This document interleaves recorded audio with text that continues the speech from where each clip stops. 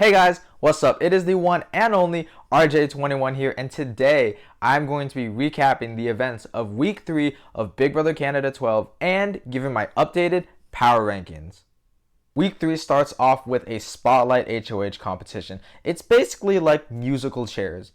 No, like it's literally musical chairs where there's a whole array of spotlights, and every round a random assortment of spotlights would pop up, but there would always be one less than the amount of players in that round. If you don't get a spotlight, you're out. Last house guest standing wins head of household. Now, conceptually, this sounds pretty boring, right? It's just musical chairs. It's just going to be them standing, waiting around for things to happen. However, Big Brother Canada would tempt the players in between each round with random temptations. They started off pretty small, just offering food and alcohol, but then they started really ramping it up. They brought back Roberto from BB Can 11 to tempt the house guests with massages, which was really random yet really funny. But then things got game related as they were handing out slot passes and eventually a game advantage, which Avery won, which turned out to be safety and immunity for the entire week. Ultimately, the competition came down to Kayla and Vivek, with Vivek winning this HOH competition, going from the bottom and the target to the penthouse suite at the top. Now, Vivek has a pretty apparent target. Him and Bayleigh just had a huge blow up last week, and Vivek's entire game was essentially blown up in that argument. So it's pretty easy for Vivek to target Bayleigh. However, Vivek needs a pawn. While he does solidify bonds with the bros of the house, he still needs to find that pawn. So he ends up going to Elijah, the pawn from last week. And even though Elijah was fine with being a pawn last week, that's because it was his alliance member in power. Now that somebody who isn't in his alliance and he isn't working with wants to use him as a pawn, now he's starting to realize that being the pawn star and opening the pawn shop for this season is really hurting his position. Although there were some sways and some swings from Dinis to not put Elijah up and instead try and weaken Anthony by putting somebody like Tola up, those efforts were all for naught as come the nomination ceremony, Vivek nominates Bayleigh and Elijah, with Bayleigh being the target and Elijah being the pawn. When drawing players for the veto competition, Bayleigh and Elijah, alongside Kayla, Anthony, and Dinis, are all selected to compete in the Power of Veto competition. Once the Power of Veto competition starts, it's revealed to be another one of those temptation as competitions, where house guests would have to lay in their lounge chairs and keep a buzzer pressed with their back. If they were to ever release that buzzer, they would be automatically eliminated from the competition. However, at random moments, the house guests would be allowed to get up off of their lounge to go and assemble a puzzle. Whoever solved the puzzle first would win the power of veto. However, when solving the puzzle, you only had 3 minutes to do it, and if you didn't get back to your seat in those 3 minutes, you would also be out. Now, similar to the HOH competition, this competition also had some fun temptations, with Matthew being the host and acting as the bartender barista type, giving everybody drinks and stuff. And we also got a surprise cameo from Karen from Big Brother Canada Season 5, the runner-up. And let me just say, she was so funny and so entertaining. It was so funny when she brought out the Kevin Martin blanket. That was the funniest thing ever. And then Victoria saying, "Sit on him." That was the craziest thing ever. Honestly, the competition doesn't even seem close. Not even the edit can hide how big of a lead the winner had over everybody else. But it turns out that Kayla ends up winning this power veto. With Kayla wanting to use the veto to save Bayleigh, and Bayleigh being Vivek's target, Vivek has to find a new target. The obvious choice is to put up Tola and just send Tola out of the house to weaken Anthony. However, Anthony goes to work and manipulates Vivek hard. Anthony, alongside Victoria and Kayla, do some very effective work in manipulating Vivek into targeting his closest ally, Dinis. So, at the veto ceremony, Kayla goes through on her word and uses the power of veto to save Bayleigh. And Vivek, shocking a majority of the house, decides to put up Dinis as the replacement nominee. And while there wasn't as many shocks as last week's reaction to Donna's nomination, there were still definitely a lot of shocked reactions to Dinis going on the block, as people couldn't actually believe that Vivek was willing to put up his number one ally on the block and send him home. after the veto ceremony, things got explosive, with Dinis confronting Vivek in the pool room. Dinis basically called Vivek out and said that he has no chance of winning the game, with sending him out. And to be fair, I think he was right, but that's besides the point. Dinis does make a pretty strong effort to stay in the house, and the flip almost does go through, but unfortunately those pleas were all for naught, as come eviction night, Dinis was evicted by a vote of 9-0, officially becoming the third HouseGuest evicted from the Big Brother Canada 12 house. Now it's time to get into the power rankings. At number 12, the most recently evicted HouseGuest, we have Dinis. And I am so sad that Dinis is gone. Dinis was my favorite player this season. He still is my favorite player this season. And he was such a bright, shining light on the season. And with him gone, the season feels so dim now. It feels like he was the only independent thinker in that house, in the sense that he was the only person whose game was like completely removed from the veterans of either Anthony or Victoria. Mind you, that's probably why he was such a big threat, and that's why they wanted to target him so badly. But nonetheless, at least he was playing the game. I think he got really unfortunate and just really unlucky with the overall layout of this cast. Not only is he the oldest HouseGuest in the house, not only is he playing against all-stars, the rest of the house just didn't want to play for themselves, but they rather wanted to just stay loyal to the veterans and just said, oh my god, and idolized them and just like looked up to them and didn't want to do anything on their own. Like, Dinis wanted to make big moves to go after the veterans, but none of the other newbies were willing to do that, and that's what essentially sunk his ship. Piling that on with his 2 veto wins, he was such a huge threat, it was absolutely undeniable that he had to be sent home at some point. I really don't think it was in Vivek's best interest to send Dinis home, because Dinis was going to be a meat shield for Vivek. There is the possibility that like Dinis could win the veto and then Vivek would be the backup target. But still, it's better to keep one ally you know is going to have your back over 4 that are going to like flip on you when you're not safe or when you're not beneficial to them anymore. Like, it just doesn't make sense. Like, Dinis was such a useful asset to go against the veterans. So now if any of the newbies want even a semblance of a chance of winning, they just let it leave the front door. Like, it's absolutely like asinine to me that these people are just willing to give up their games. And I'm so thankful that Dinis wasn't just willing to roll over and bend over backwards to try and appease the veterans. He wanted to play his own game, and I'm so appreciative of him for that.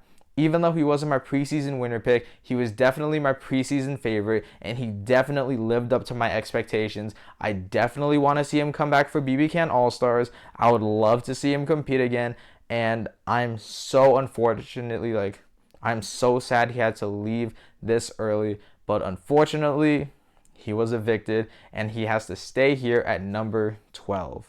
Now it's time to talk about the HouseGuest still in the house. At number 11, the HouseGuest I believe is in the worst position is Todd. And is there really anything to say about Todd? I think he is like the definition of a coaster. Like, he is literally doing nothing. He's doing nothing. He doesn't have any solid allies. He's not active in any strategy. If anything, he's just reactive to everything that's going on around him. It seems like nobody wants to talk strategy with him because he doesn't want to talk strategy himself. Like, it feels like he didn't know what he was getting himself into. And now that he knows that he's in a losing position, he's lost all interest in doing anything worthwhile in the house. I will say there is nobody actively trying to go after Todd and try and send him out the house, but he has so few allies that if he's up on the block next to somebody like a Bayleigh, the vote is going to flip on him, and they're going to be fine sending Todd out the house. Like, he has absolutely no worth in this game. Not to say that like he's a worthless person, but as a player, he's giving nothing. He's serving nothing. He's offering nothing. It's just absolutely insane that a HouseGuest could do so little. Like, you could at least try and build bonds with people, but all he's doing is just kind of saying, yeah, you know, that's crazy. I told you they were going to do that, man. They better not do that with me. Like, that's all he does. Like, it's crazy that, like, he's not doing anything. even though he's not a target, he has very little runway. I don't see him going very far. He could potentially go home this week, but I just really don't believe he has anywhere to go in this game, which is why I have him here at number 11. At number 10, I have Tola. And it's weird to put Tola this low because we really don't have any sense of where he is in the game. He's not featured on the TV show, and he's definitely not shown in the digital dailies, so we don't really have a good sense of where he is in the house. However, we do keep hearing that he is involved with the guy side of the house, with the bros. He's trying to bro down with like Anthony and Matthew and maybe Vivek to a certain extent, but Vivek almost targeted him during his HOH, so maybe that's not even true. So maybe it's just Anthony and Matthew, but Tola's really not doing much. It doesn't seem like he's being involved in a lot of strategic talks. Socially, he might be pretty solid, especially with like the bonds that he solidified, but in all, he doesn't really have any like solid connections with other people that aren't the guys. Like the girls would be completely fine sending Tola out of the house. I don't think Tola has anywhere to really go. Like Tola is just an expendable number for the guys to use as a vote. If Tola were to win in HOH, I have no idea what he'd do. He'd probably just listen to whatever Anthony says. In all honesty, that's what a majority of Tola's game has been at this point, is just listening to what Anthony says and then just doing that. Because other than that, he's giving nothing. I don't think he's in a very solid position. I think he could be targeted this week as a backdoor option because he is still seen as a somewhat decent threat that needs to be taken out sooner rather than later, and that does not spell good for his future prospects. So because of that, I have to leave Tola here at number 10. At number 9, I have Bayleigh. And Bayleigh's emotional gameplay is really starting to impact her position in the game. Like, people are really starting to see how bad her emotional gameplay is impacting her position, to the point where even some of the women don't want to keep her around because they're starting to perceive her as more of a liability than an asset. Like, yes, Bayleigh is always going to target the guys over the women, but Bayleigh is just such an explosive personality that she could easily just backfire and blow everything up. She's a loyal number, but she's not necessarily a useful ally, and that's where the divide comes in. I think Bayleigh is still on the bottom of the house. She literally has nobody. Like, after losing Donna, Bayleigh has not recovered from her position very well. Sure, she has re-solidified some of her bonds with the women, but the women are still weary of working with her. So all in all, she really has nothing going for her. She kind of has Todd, but that's more due to circumstance than actually like wanting to work with him. And even then, Bayleigh would still get rid of Todd in an instant because Todd's not really useful to like anybody. So all in all, Bayleigh's just not in a good position. She doesn't really have a lot of close allies that would keep her around for much longer than absolutely necessary. I think the girls are going to want to keep Bayleigh around for as long as possible, but there's going to come a time where Bayleigh's sitting on the block next to somebody like Avery or Kayla, and because that other person has so much more social capital and connections than Bayleigh, Bayleigh is going to be expendable, and she's going to be the easy boot that's sent out of the house. She has really volatile connections with some of the people in the house. She still has really bad connections with somebody like a Vivek and hasn't worked on repairing those relationships in any sort of manner, and they're going to come back to bite her, and that does give me a lot of concern. Bayleigh is very entertaining. Because of how emotionally she's playing this game, she is so entertaining on the show, and it's so fun to watch. But in terms of her as a game player, it isn't really looking good for her, so that's why I have to put her here at number 9. At number 8, I have the outgoing HOH and my preseason winner pick in Vivek. And I think Vivek's HOH gives a really good sense of where he wants to put his game. He wants to align with the bros. Who would have guessed? Who would have thought that Vivek wanted to bro down with his homies? Who would have thought? It's not good. It's not good gameplay. He did not have a good HOH this week. His number one target in Bayleigh is still in the house. His number one ally in Dinis just went home, and now he's on the bottom of this boys alliance that he put himself in. Like, apparently they don't have an alliance, but come on.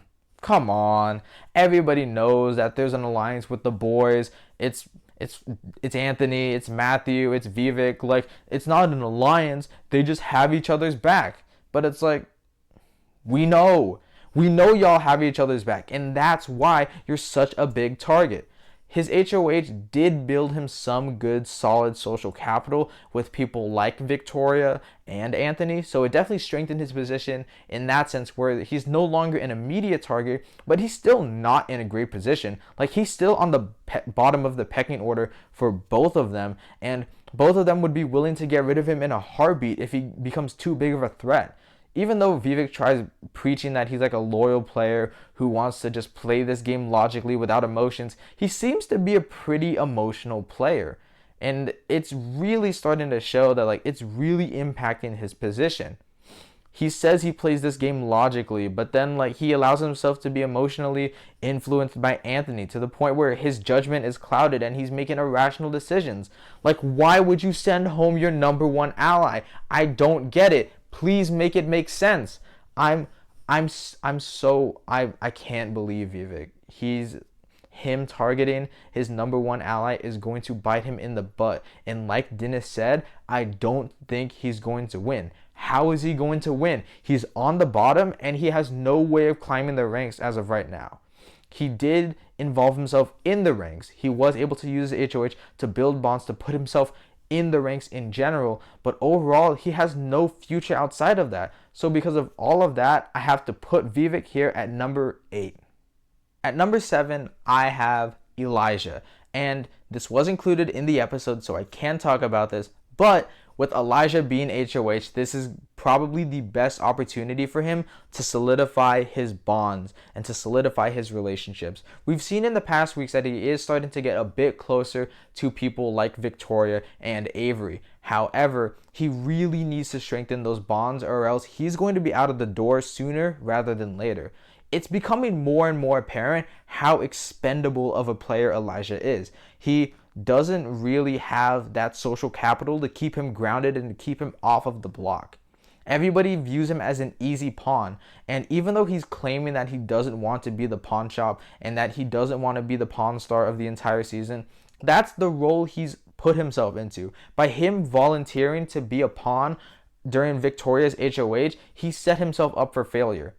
Like, he immediately put that perception onto himself. Mind you, it was very likely that he was going to be put on the block some point in the pre-jury phase, but by him volunteering to go up as a pawn, people now know, hey, Elijah's fine with being a pawn, so if we put him up, it's not going to matter. And we've seen that the vote has almost flipped on Elijah on 2 separate occasions.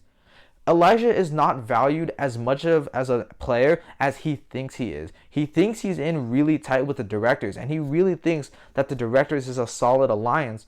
But to everybody except for like Elijah and Matthew, the directors isn't really a real alliance that isn't going to stick around long. So Elijah has this blind faith to this alliance, and he's claiming that he's this killer, that he's going to get everybody, but in reality, he's not.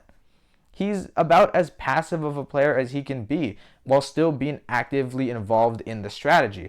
I'm not saying he's passive in the sense that he's doing nothing. He's certainly not like a Todd or a Tola. He's doing stuff, but he's passive in the sense that he's not making any active moves to better his position. He's sort of become resolute in his position and is just fine being involved in the directors and moving forward with the directors. But he really needs to expand outside of that to strengthen his bonds in order to protect him in the future. Because if people are this willing to flip the vote on him now, imagine like if we get down to like the final 8, the final 7, where numbers and your strong bonds and allies are going to be so important. If he doesn't build this now, he's going to go home eventually, and that worries me. With his HOH, he has the opportunity to do that, but he's so blindly loyal to people like Victoria, I don't even know if he's going to do anything with his HOH. He might do something boring and just nominate Bayleigh and Todd with the intention of sending Todd out. And then he's in the same position he was beforehand. Whoop-de-doo. I hope Elijah does better with this, but I'm not really seeing it, and that does scare me for his future in the game. So I have to put Elijah here at number 7. At number 6, I have Matthew. And Matthew is very similar to Tola in the sense that we don't actually see a lot of Matthew to really get a sense of where he is in the game. However, from other people speaking about Matthew, we know that Matthew's in a pretty solid position. We know that he is essentially in a showmance with Lexus. We know that he has like a final two or like a ride or die with Anthony. And we know that he's really solid with the boys. So Matthew is in a really, really solid position. Adding on to that he has the directors, and Matthew's in a very solid position. My only issue with his current position is that he is always going to be a secondary target. If somebody like Bayleigh wins HOH, Bayleigh might put up Anthony and Matthew, but then Anthony has more social capital, so then Matthew would go home as like collateral damage. That's the only issue I have with Matthew as of right now. He's always going to be a secondary target. If they want to flip the vote on Matthew, Matthew goes home. If the primary target wins the veto, Matthew goes home. That's the biggest issue with Matthew's game. I think, just like with people I've been saying before, he needs to expand outwards. Elijah had the issue of not having any solid bonds, and Matthew has the exact opposite issue where he already has a lot of solid bonds, but it's only with a close group, tight-knit group of people. He only has like 2 or 3 super solid allies that are super loyal to him. Outside of that, he just has a bunch of agreements that are like, oh, we're going to look out for each other and protect each other. Like, he needs to turn those like pseudo bonds and pseudo looking out for each other into serious game relationships. He needs to do that in order to capitalize his position. And if he can do that, he might become a serious threat to do well in this game. But as of right now, he's not doing that. He's always going to be the secondary target, and that does worry me about his future in the game. However, it is still pretty solid. So because of that, I have to put Matthew here at number 6. At number 5, I have the person I've had at number 5 the entire season. I have Lexus.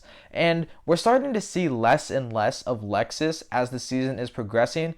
And with that, we're also seeing Lexus's position worsen and worsen as the season is going on. She is still in the Hot Chocolate Alliance, and the Hot Chocolate Alliance is still the domineering presence that is controlling where the season is going. However, Lexus is starting to distance herself more and more from those people and starting to spend more time with Matthew. And that's really weakening all of the social capital she's built in the house. She's really limiting herself to like one side of the house. And that is very concerning for her position in the game.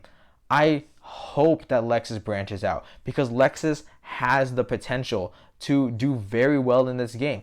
I said it in the beginning and I'm going to keep saying it. She has so much potential to like dominate this game. I think she has the social influence to really sway things in her direction. I think she has the ability to rally people behind her to help strengthen like her position. I think she has all of these assets and abilities that could help her do much better in the game. However, she's not really doing that. She's slowly becoming more and more passive. And because of that, she's slowly being pacified by the bigger power players on the cast. And she's kind of letting the game fly right by her. Despite all of that, she still has a really solid position. She's still really tight with like Anthony and Matthew now, but she's starting to lose that closeness with the girls to where the girls are like, yeah, we don't even consider Lexus a girl anymore. Like, what?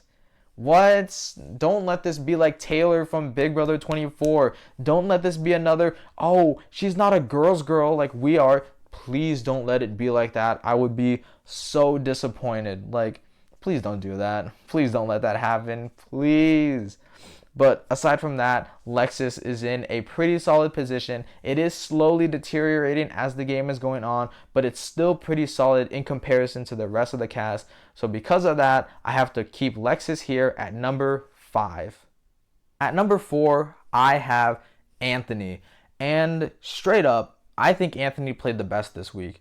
Anthony did a phenomenal job this week in getting his targets out of the house. Like, it should have been impossible for Dinis to go home this week with Vivek being HOH. However, Anthony was able to exploit this growing tension and the growing cracks in that duo and then was able to send him out of the house. Like, Dinis was Anthony's biggest opponent and he just won that battle.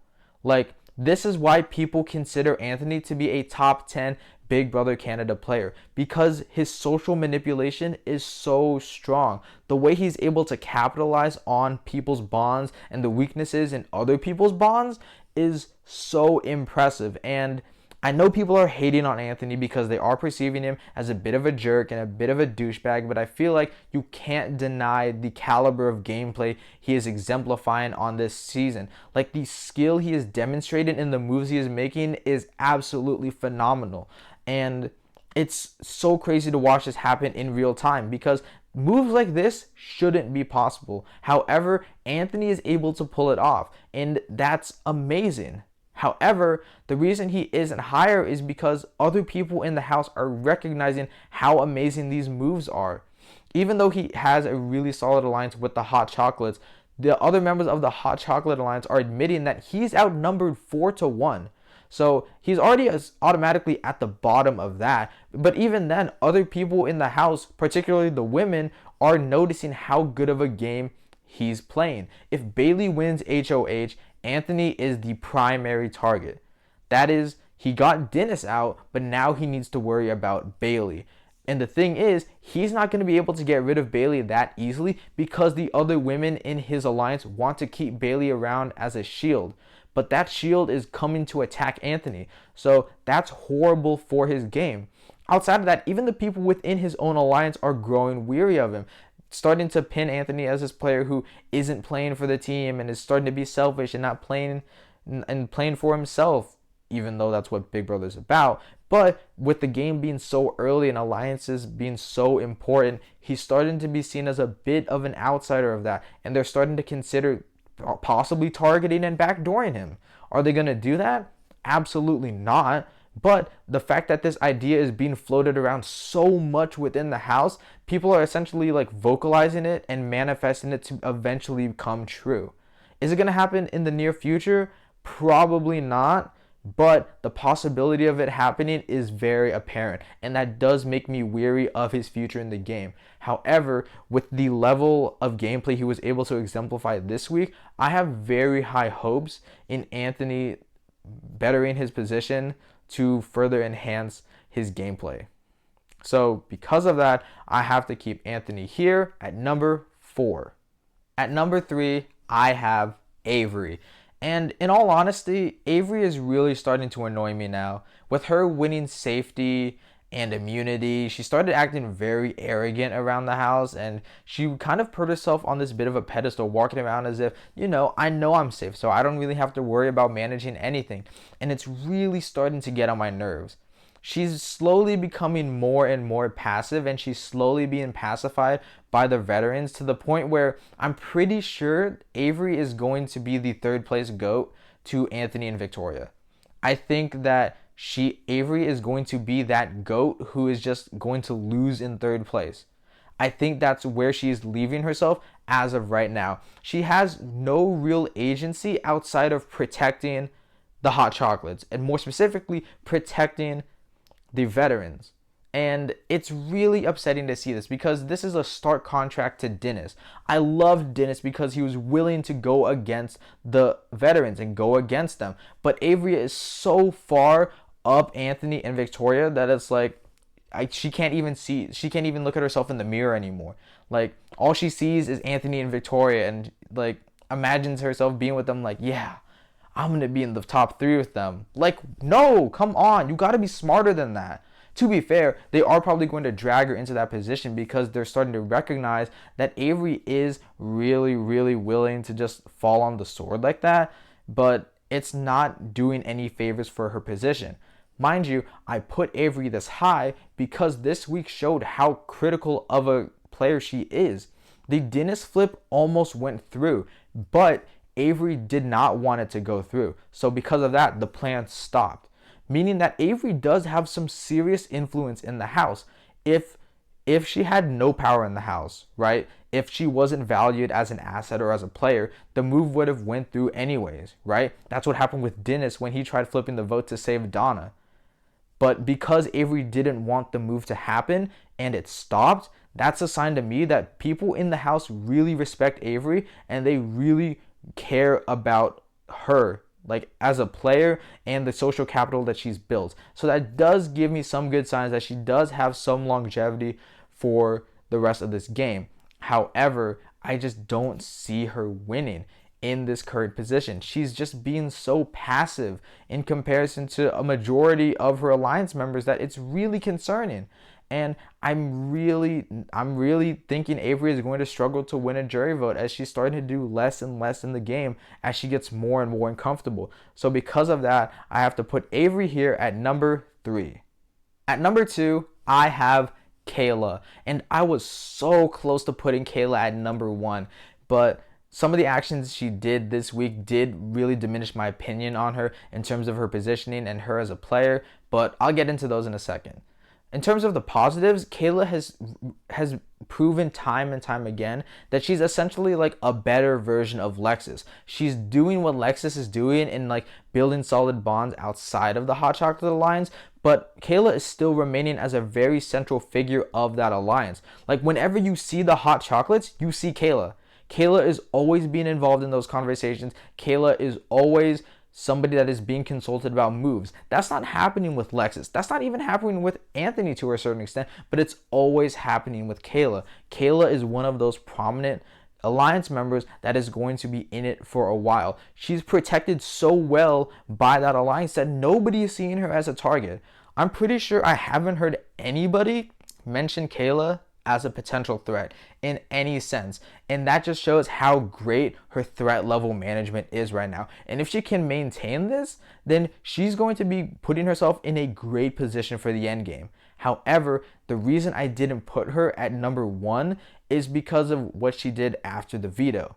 After she won the veto, the plan was for her to be the one to convince Vivek to put Dinis on the block. However, Kayla wasn't able to get it done, and that does concern me because if Kayla is getting timid in these key moments where she needs to be more direct and she needs to be more persuasive and she's unable to do that without support from her allies, what's going to happen when her allies turn into her enemies?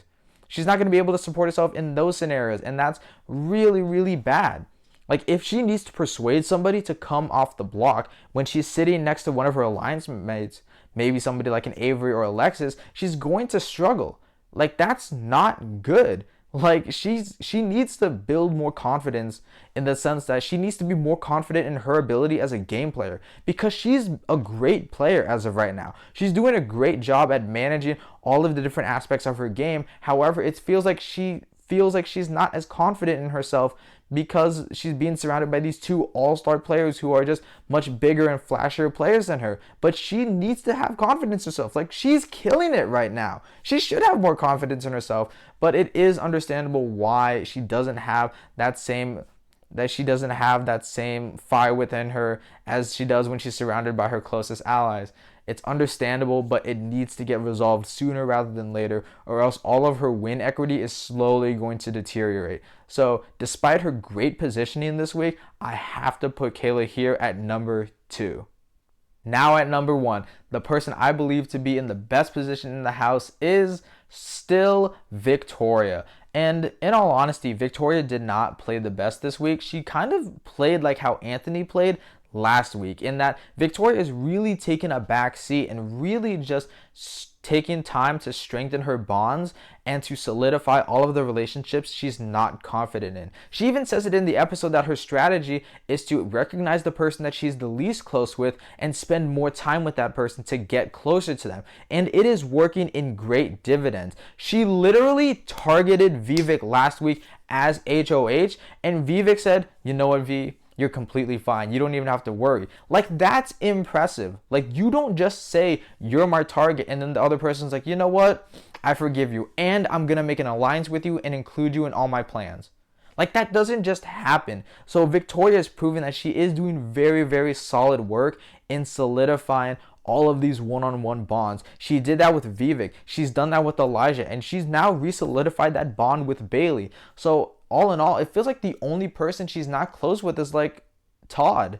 But who cares about Todd because he's a non-factor and a non-entity in this game. So Victoria is still killing it. I don't think she played the best this week, as I think that role definitely does go to Anthony, but I'm not ranking it based on how well they played the week. I'm ranking it based on how well their position is in the game right now. And as it stands, Victoria is still in the best position. She's doing a great job at managing all of these relationships. Nobody is really seeing her as a target besides her being a veteran, but like she was always going to have that target on her back. If anything, she's done a really good job at diminishing that threat level. Literally nobody is recognizing that Victoria and Anthony are working together, despite how obvious it should be that they're working together, considering that they entered the house in a minority, being only 2 out of 14 people that are all-stars.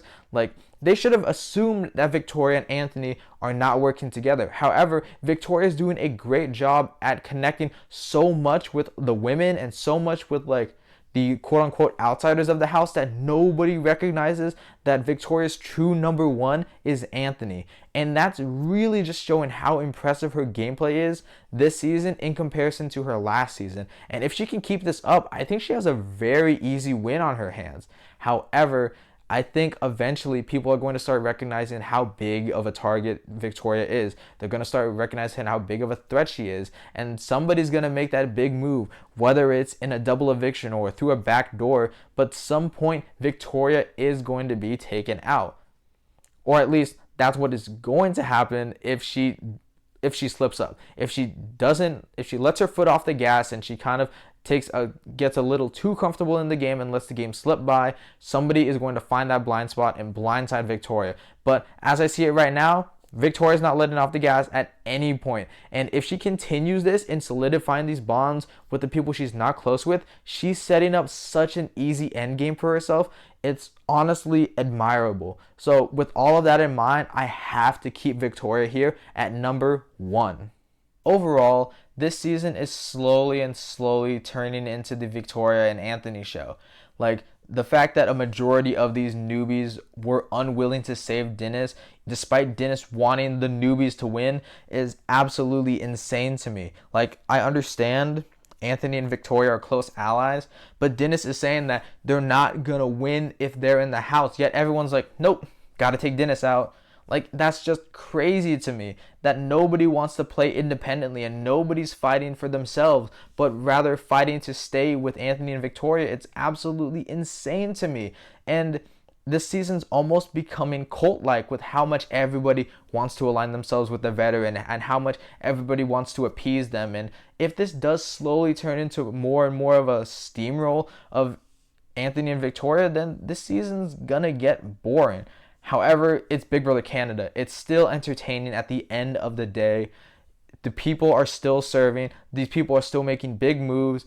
Even though I don't agree with Vivek's decision to backdoor and target Dinis, it was still great television. It was a huge blindside. And if that's a sign for the future of this season, I'm sure that people are going to continue to make bigger and bigger moves. People are going to get flashier and flashier, and that just means things are going to get even more messier, and I am absolutely for that. But those are my thoughts. Be sure to leave your thoughts in the comment section down below. Be sure to like, subscribe, and share with your friends if you have any of those, and I'll see you all in the next video. Peace.